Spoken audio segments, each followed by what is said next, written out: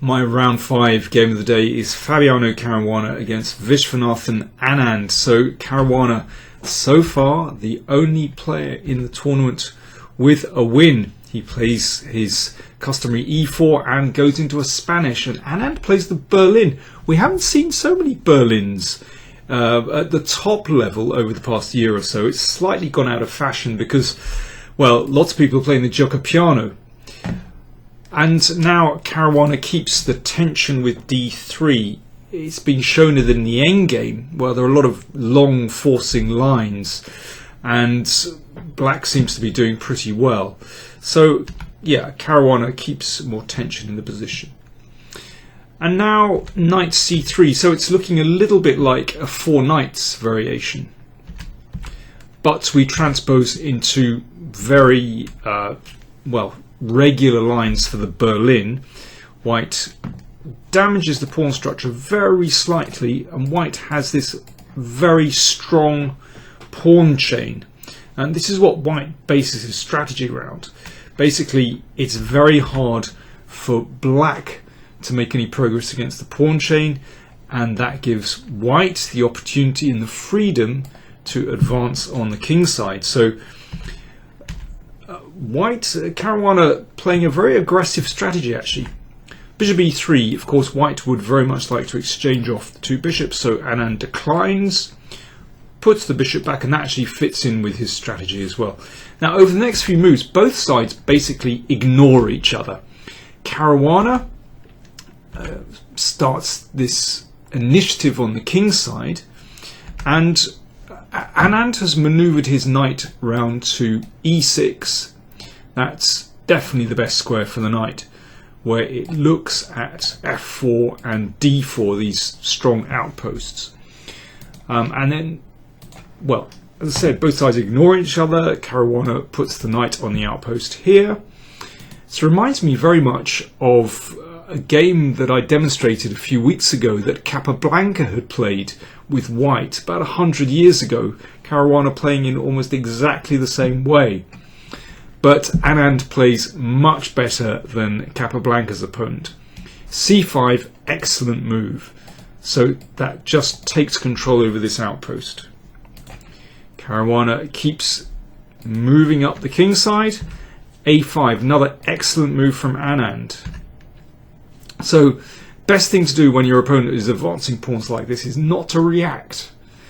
It takes great coolness not to react, but actually it's very hard for white to open a file when these pawns actually just stay where they are.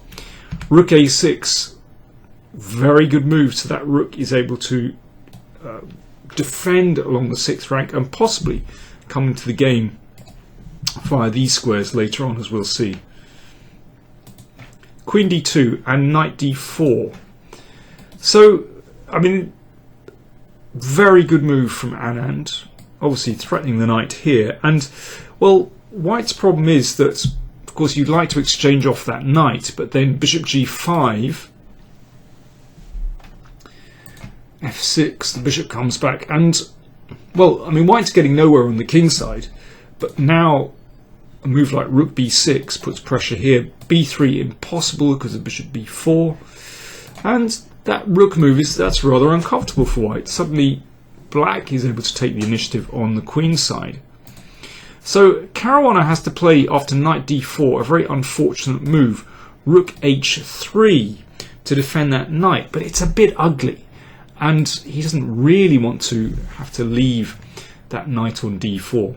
Anand played bishop f8, another excellent move, just defending that slightly sensitive spot in front of the king, and also clearing the 6th rank and opening up the line for the queen as well. Now, Caruana has a dilemma. What should he do with his king? When I was looking at this game live, I thought perhaps he should put his king on g2. That might be the safest.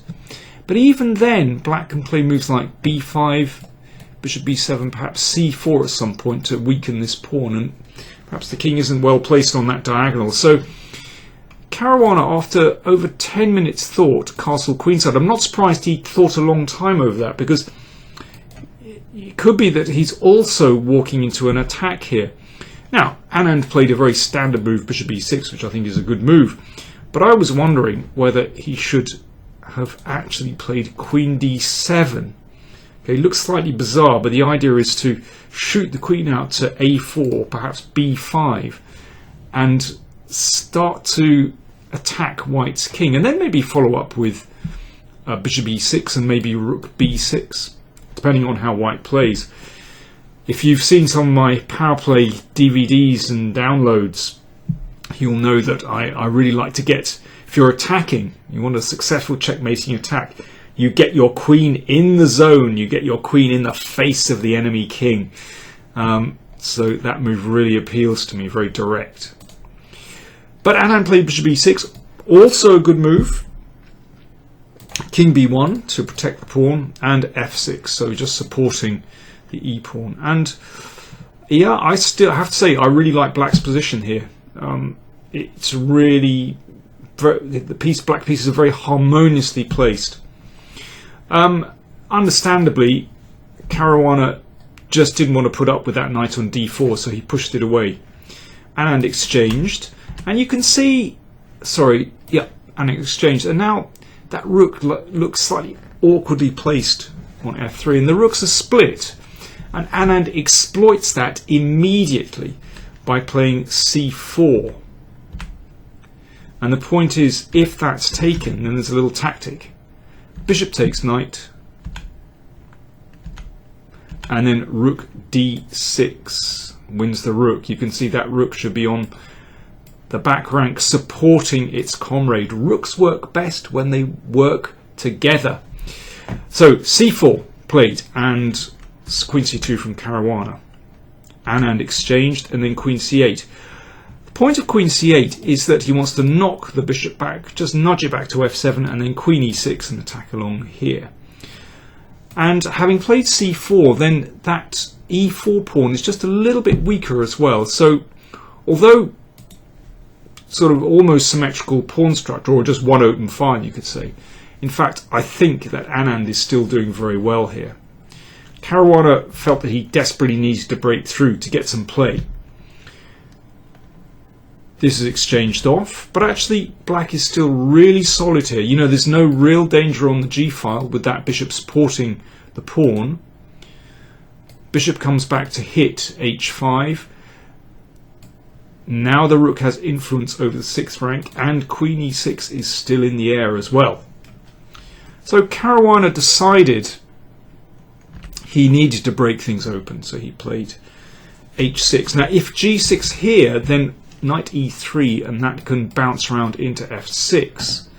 So Anand took it, and that gains a tempo as well because the bishop is attacked. And of course that pawn on h6 is defended by bishop and rook. That rook has a great influence over the game. So the bishop has to move. It came back to c1.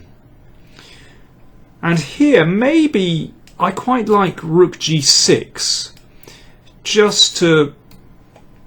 sometimes you might be able to get the rook down here, but it just covers the g-file, and then we could turn our attention to moves like queen e6. Instead, Anand played queen e6 straight away, which I have to say during the game I really liked. Threatening mate on a2. I felt that, you know, things were opening up on the queen side, and this must be good for black. But actually, white's position is stronger than it looks, and actually this bishop coming back here, although it seems very passive, in fact it finds a strong new position in the game. Queen c6 by Anand. He's, well, two things, looking at the e-pawn and perhaps preparing b5 as well. Rook g3 check. The king went into the corner, and the rook came back. That means that the e-pawn is now defended. b5. I mean, during the game I thought that black was doing extremely well here. You know, he's a pawn up, two bishops, these pawns are getting chipped away at. In fact, the engines say that Caruana is still fine here. He played c5. He could play bishop b2 straight away, but he played c5. And now Anand clearly thought that if he went into the end game like this, then this wouldn't be enough to win. And I think he's probably right. Suddenly, although white is 2 pawns down, white's pieces are suddenly very, very active. Okay, that's 1 pawn back. Okay, you better defend against bishop g7. Takes, takes. White has enough to draw this position. Too many pawns being exchanged. So Anand clearly felt he was better here and wanted to somehow prove it. He was more ambitious. He played b4. And his idea is rook a5, taking the pawn, which would, if he had time, be incredibly powerful. But after bishop b2, things aren't so clear. Suddenly that bishop is very dangerous on this long diagonal. If rook a5, Anand must have overlooked that rook d8 is really powerful. Obviously, if that's taken, then bishop e5 check is crushing. And if rook takes c5, then bishop e5 anyway. If that's taken here, then rook f8. And if it's taken here, then queen takes c6. So this was a bit unsettling for Anand, because his big plan with b4, suddenly he can't carry it through with rook a5. He should compromise here and take on c5. Things still aren't clear though after this and f4. And you can see there's a lot of pressure here. White is better there.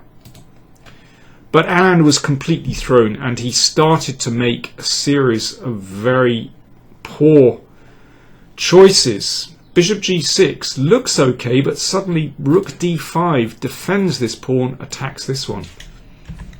Queen b5, trying to come down here. Rook g1 covers.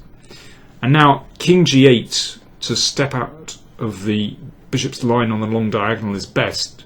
Still difficult for black. But Anand instead played a horrible move, c6. That means his rook is completely cut out of the game. Caruana took on e5. There's an exchange here. Check. And now the best move is actually bishop b2, with the idea of shuffling the queen to d4 or d8. Black cannot play queen takes c5 because of knight h6 check, and bishop takes and queen takes, so the bishop is overloaded. Instead, Caruana played bishop d4. He was a bit short of time. Okay, it's a very human move, just to defend this pawn. Anand could still defend with rook a7, although I think white is doing extremely well after knight d4. Instead, Anand collapsed completely. He played king f7, and after knight h4, he resigned.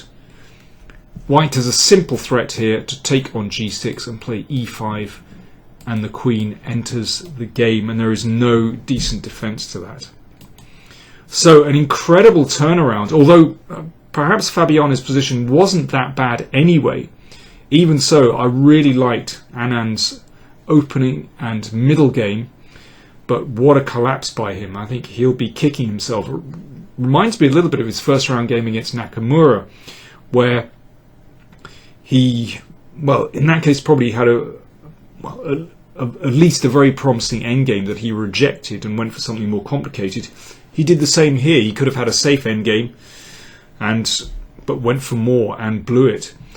For Fabiano Caruana, well, he's the only player in the tournament to have won any games at all, so he has 2 wins now and leads the tournament by a clear point. There are still 4 games to go, however, so it's still wide open.